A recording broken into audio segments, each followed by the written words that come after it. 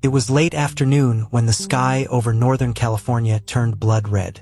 The air was thick with smoke, carrying the bitter scent of burning earth. The crackling of trees collapsing blended with the thumping of helicopters circling above. In the chaos of sirens and shouted evacuations, a lone shadow moved against the tide of fire. A German shepherd, her body trembling, her eyes wide with purpose. She wasn't alone, at least not entirely. 3 tiny puppies stumbled close behind her, while a 4th dangled gently from her mouth, protected as if it were the last living thing that mattered.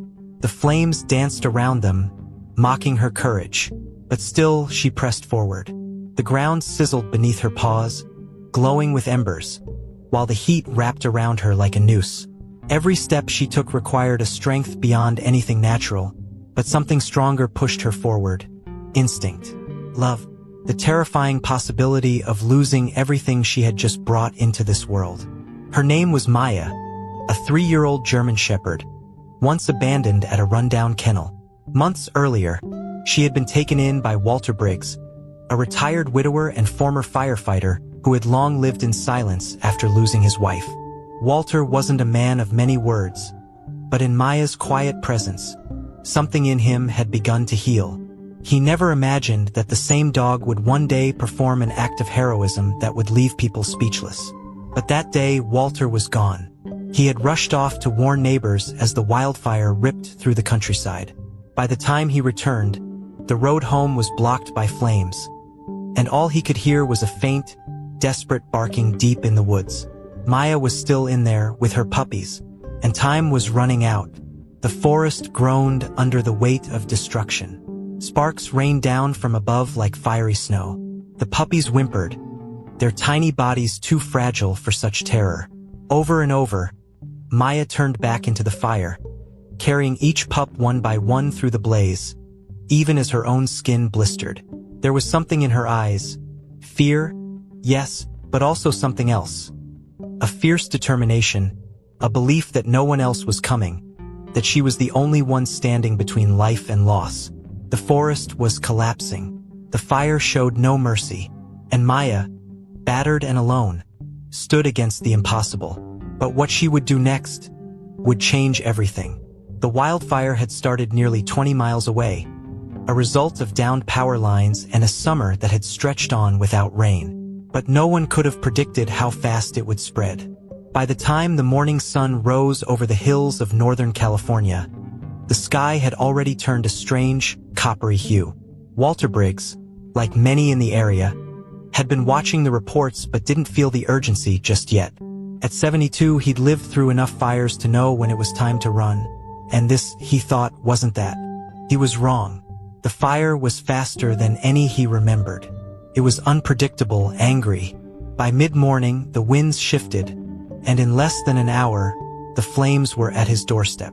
Walter had rushed out in his old Ford pickup, determined to alert neighbors along the ridge. He drove with the window down, yelling through smoke-thick air, pounding on doors, waving his arms at panicked families who hadn't yet realized how close death had come. He thought he had done the right thing, but when he tried to turn back toward his property, the fire had already cut off the road. A wall of flames separated him from his land, and from Maya. Panic flooded him. He had left her behind, not because he didn't care, but because he assumed she'd follow him, like she always did. He didn't realize that she had something else to protect now. Maya, meanwhile, wasn't pacing or barking or looking for a way to escape. She was inside the barn, surrounded by dry hay and timber, curled around her 4 tiny pups. Their eyes had just opened days before. They were still unsteady on their feet, their tiny legs wobbling, their ears still soft and bent forward. They didn't know fear yet. They didn't understand the strange heat, the smoke creeping in from the cracks in the walls. But Maya did. Her ears were pinned back, nose twitching, eyes darting. She had known danger before. She had lived through hunger, abandonment, even violence. But nothing like this. This was not something she could fight or hide from. This was something she had to outrun. In that moment, something ancient awoke in her. A wild, primal instinct passed down through generations. She didn't think. She moved. First, She nudged the smallest pup gently with her nose, urging him into the corner of the barn where the smoke wasn't as thick. Then she picked him up, his soft whimpers muffled by her jaw, and darted toward the barn door. Outside, the air was suffocating, thick like syrup, and the orange glow of the fire danced across the landscape like something out of a nightmare. The trees were no longer trees, they were torches. Still, she ran. She found a narrow patch of scorched dirt behind the barn, free from direct flame, and set the first puppy down with a lick to his ear before turning back without hesitation. Every second counted now. Her muscles ached. The pads of her feet burned with each step, but she didn't slow. Back inside, the barn was already groaning. The roof beams trembled with heat. Sparks floated in the air like fireflies from hell. She grabbed the second pup, shielding his body with hers as a section of the rafters collapsed behind them. The doorway was barely visible now, clouded with ash and smoke. Her breath came in short, wheezing gasps, but she pushed through, dropped the pup beside his sibling, and once again turned back. There was no hesitation, no pause to consider if she'd survive the next trip. Her mind didn't work in those terms. All she knew was that 2 of her babies were still inside, and no force on earth, not fire, not fear, not even death, was going to stop her from reaching them. By the time Maya reached the barn for the 3rd time, the fire had fully wrapped around the structure like a predator closing its jaws. The wooden siding crackled and popped, spitting embers into the air, and the smoke was now so dense it was nearly impossible to see. Maya coughed, a sharp, choking sound, and blinked through eyes stung by ash. Her chest heaved with each breath. Inside, the last 2 puppies were curled together near the haystack, whimpering, their tiny bodies trembling. One had already stopped crying. His breath was shallow. She could smell the difference. Time was running out. She pushed through the doorway as a beam collapsed behind her, flames licking the walls on both sides. The heat wasn't just unbearable, it was violent, like it was punishing her for every second she stayed. But Maya didn't falter. She reached the 3rd puppy and lifted him in her jaws, her teeth careful not to puncture his fragile skin. As she turned, her back leg gave out. A burning timber had rolled under her paw, and she let out a sharp yelp, almost dropping the pup. But pain wasn't new to her. She limped forward, dragging her leg, ignoring the burn, the heat, the suffocating smoke, and made it outside. She placed the 3rd pup next to the other 2. But when she turned to go back for the last one, she paused. For the first time since the fire began, she hesitated. Her legs shook violently.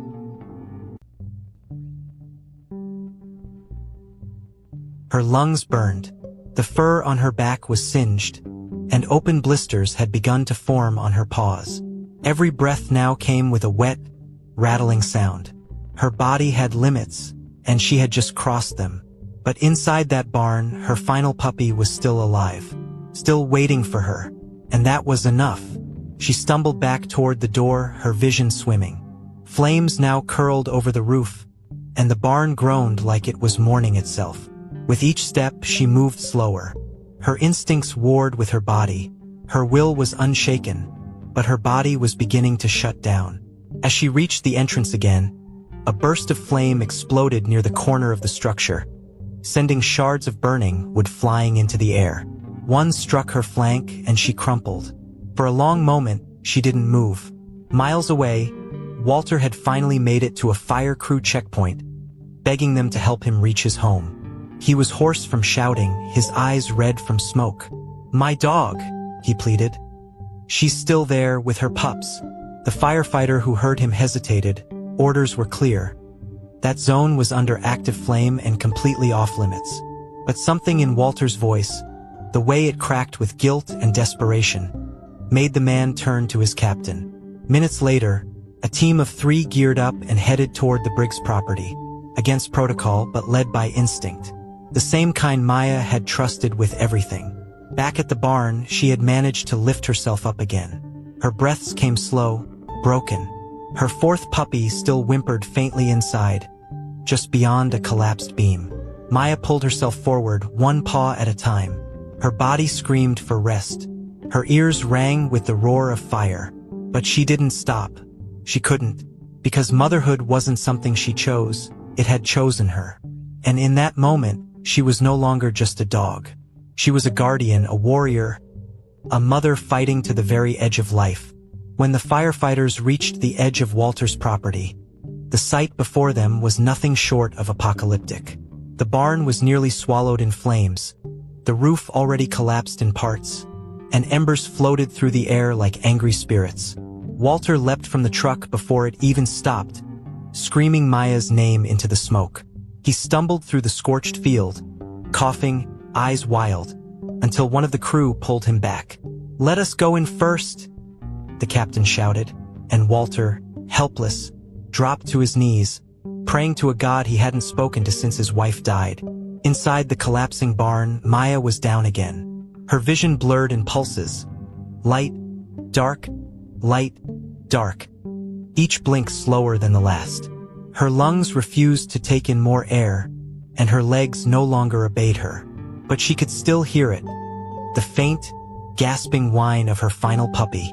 That sound pierced through the noise of the fire, through the pain, through everything. It was a cry for her, a final plea, and somehow, through sheer force of will, Maya rose. Not fast, not strong, but enough. She limped forward, her belly nearly scraping the hot ground. The fourth pup was trapped under part of a broken beam, not crushed, but pinned. His tiny legs kicked in panic. Maya reached him, nudged the beam with her snout, whimpering softly. It didn't budge. Her breathing now came in loud, rattling gulps, and every movement burned. She tried again, digging beneath the beam with blistered paws, ignoring the sparks that landed on her back like drops of molten rain. And finally, the beam shifted just enough.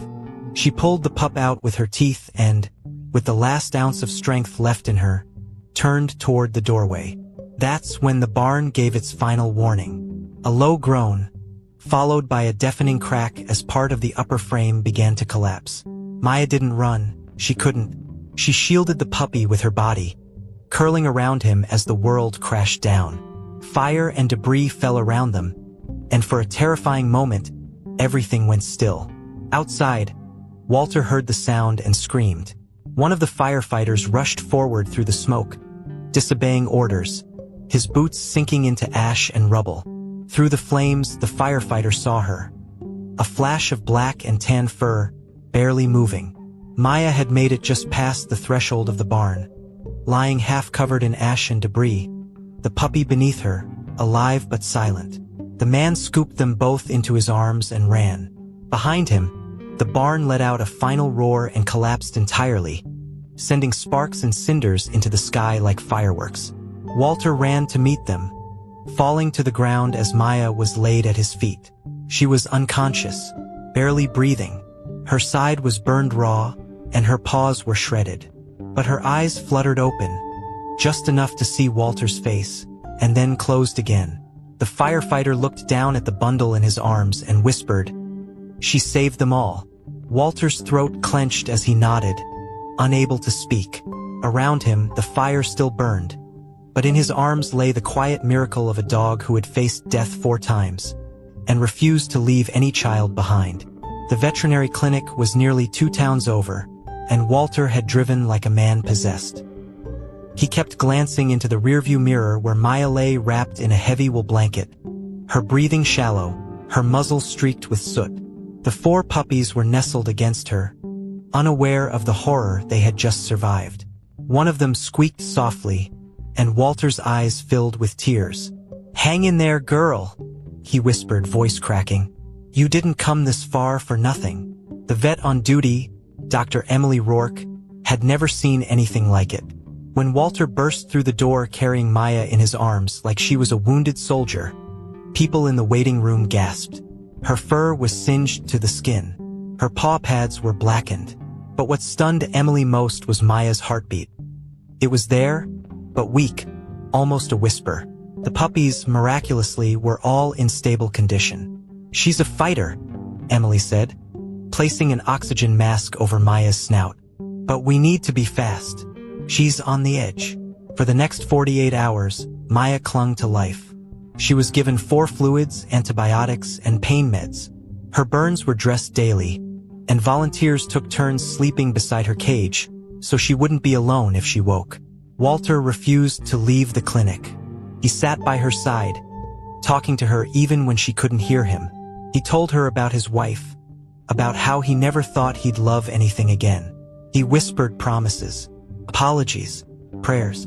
The staff watched in silence, moved by the old man's devotion to a dog who had already given more than anyone could ever ask.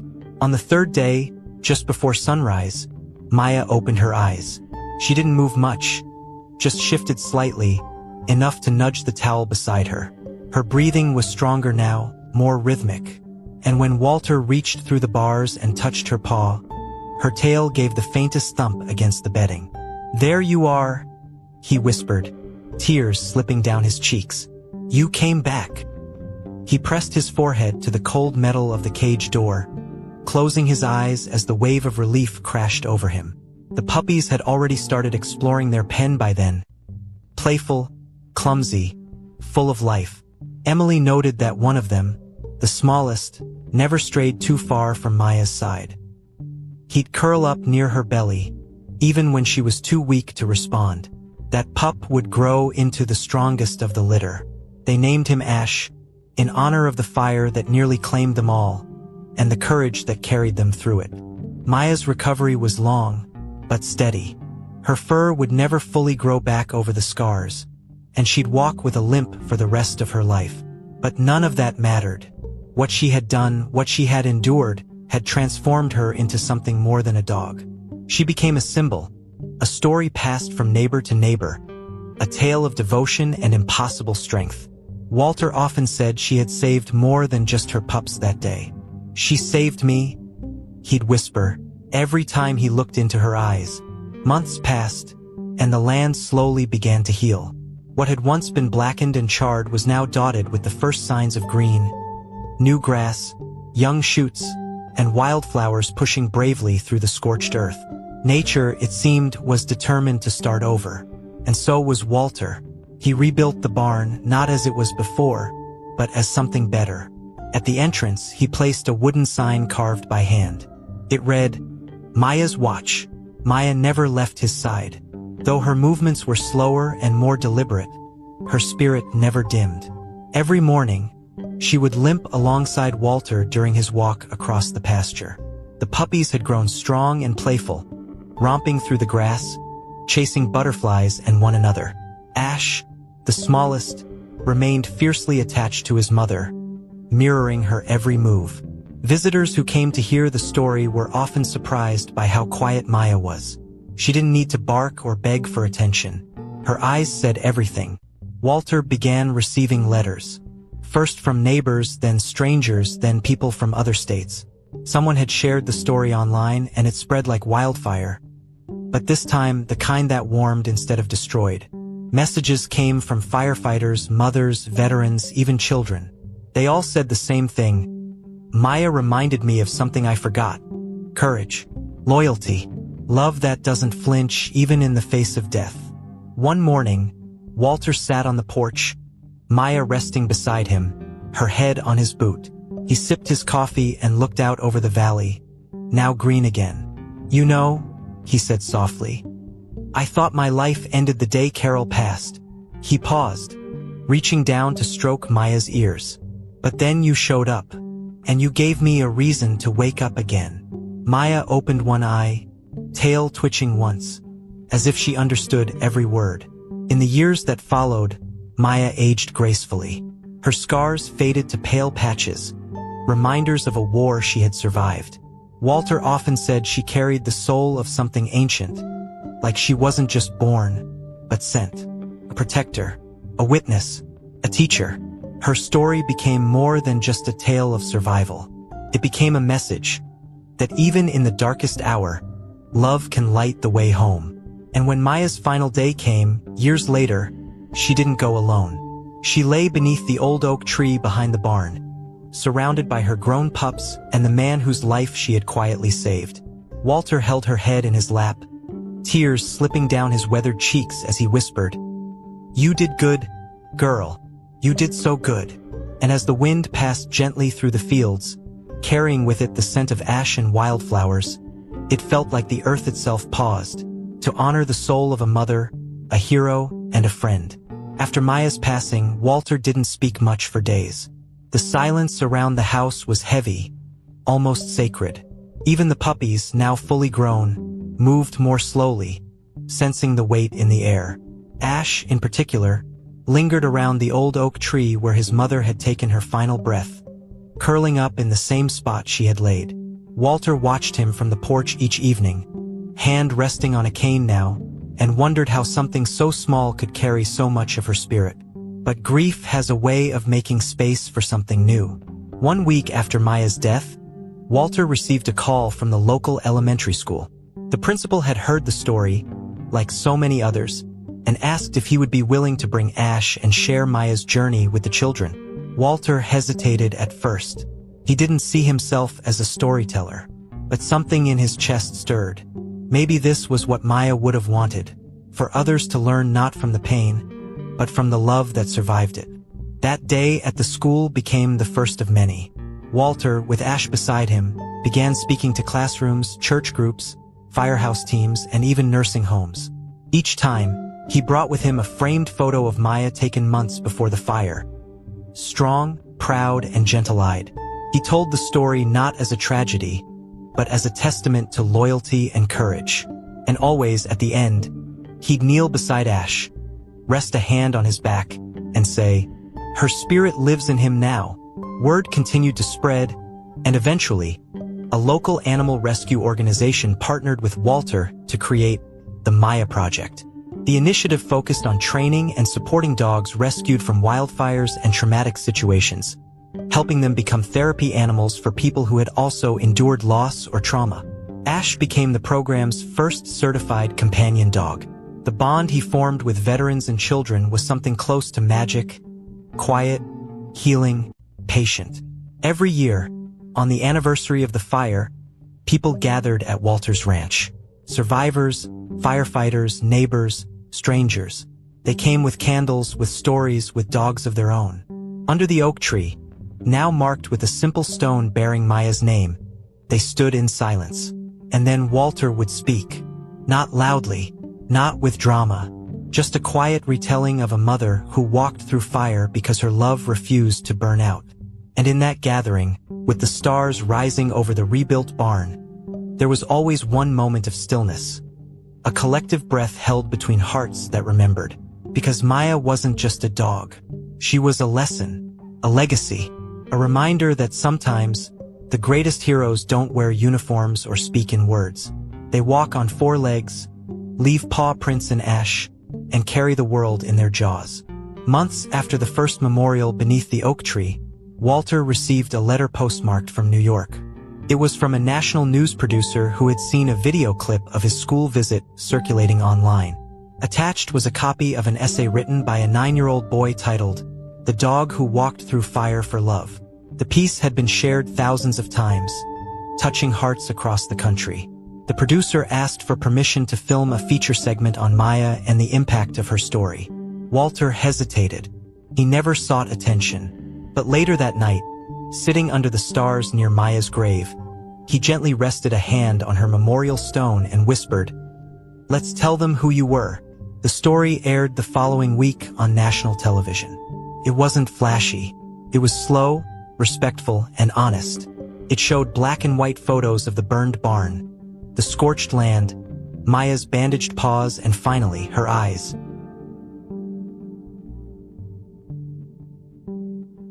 That soft, steady gaze that seemed to understand more than words could say.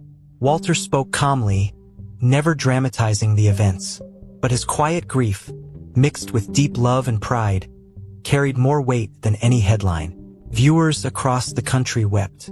Messages flooded the network. Animal shelters saw a surge in adoptions. One woman wrote, "After watching Maya's story, I forgave my sister after 12 years of silence. Because if a dog could risk her life for love, I could risk a phone call." Back in his town, Walter watched the Maya Project grow beyond anything he imagined. The program that started with a single rescued litter now included over a dozen dogs in active training. Veterans, trauma survivors, and children with special needs were matched with canines who had endured their own versions of fire, literal or emotional. Ash, now fully grown and calm as a mountain, led the pack. He had Maya's eyes and her gentle spirit. Walter brought him everywhere. Schools, hospitals, disaster zones, and each time people felt something shift in the room when Ash entered. A quiet kind of peace. The kind only a soul who had been through flames could offer. Walter, now moving a little slower, found his days filled with purpose again. He often said Maya had saved more than her pups. She had rescued him. Every morning, he'd place a hand on the wooden collar mount by the front door, whispering, "We've got work to do today, girl." Grief never left him, but it softened, woven into action and gratitude. His home, once hollow with loss, had become a place of healing. Not just for him, but for others too. And in quiet moments, when the wind brushed through the valley and the oak leaves rustled softly, he felt her near, not gone, just changed.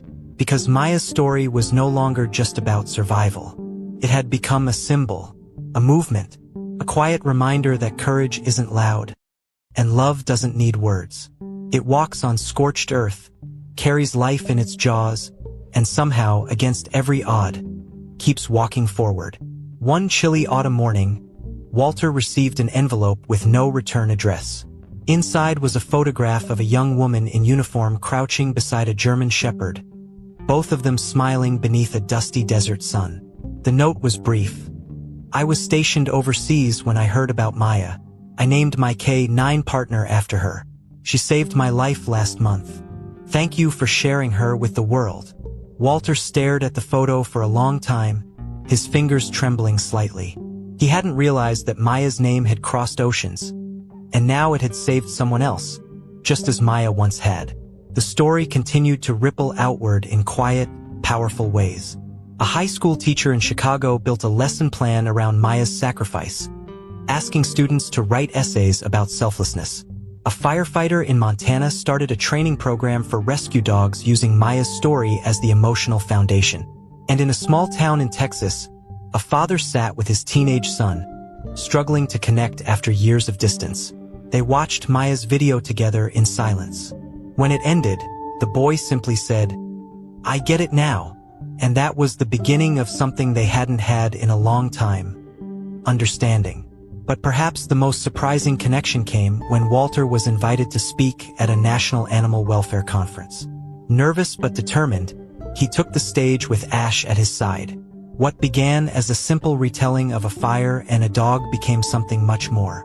Walter spoke from the heart, about loss, love, and the way a creature without words had taught him how to live again. The audience stood in silence when he finished. Some cried, others closed their eyes. But all of them felt it, that invisible thread connecting them to something pure and unbreakable.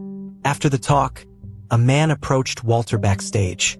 He was quiet, with kind eyes and a firefighter's posture. "I was one of the crew that went into your property that day," he said. Walter's eyes widened. "I carried her out," the man continued, voice tight with memory. "I didn't think she'd make it, but she did. And watching her fight to live, it changed something in me. I left the service 2 years later, and now I train therapy dogs." The two men stood there for a long moment, no words needed, just gratitude and healing. Walter walked out of the building into the cool evening air, Ash trotting beside him.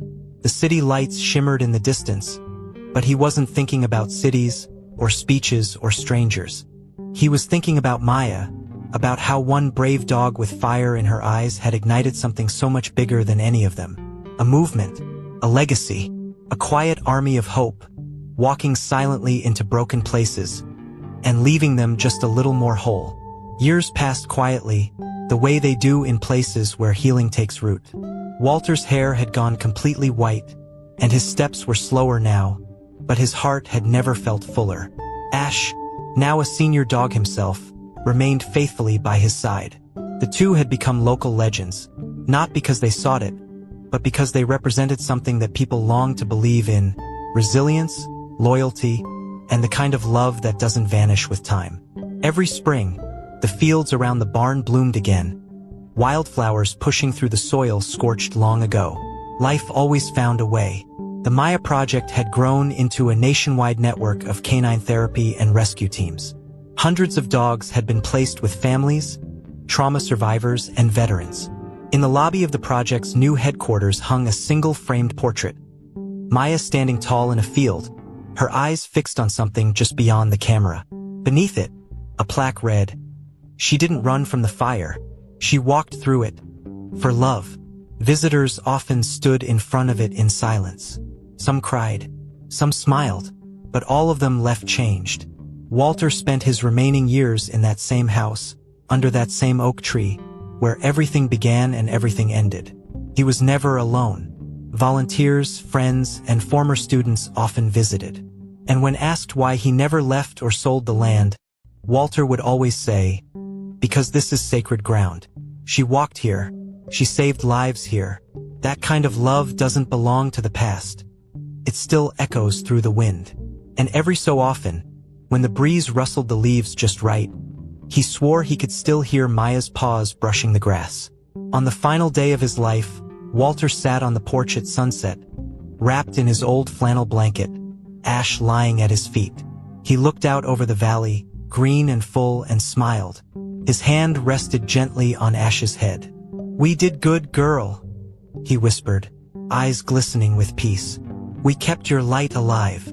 When the sun finally dipped behind the hills, the sky lit up in soft orange. The color of fire? Yes, but this time, a fire that warmed instead of destroyed. And long after Walter was gone, the story lived on. In every rescued pup, in every child who found hope again, in every old soul who sat beneath an oak tree and remembered. Because some lights never go out. They don't flicker. They don't fade.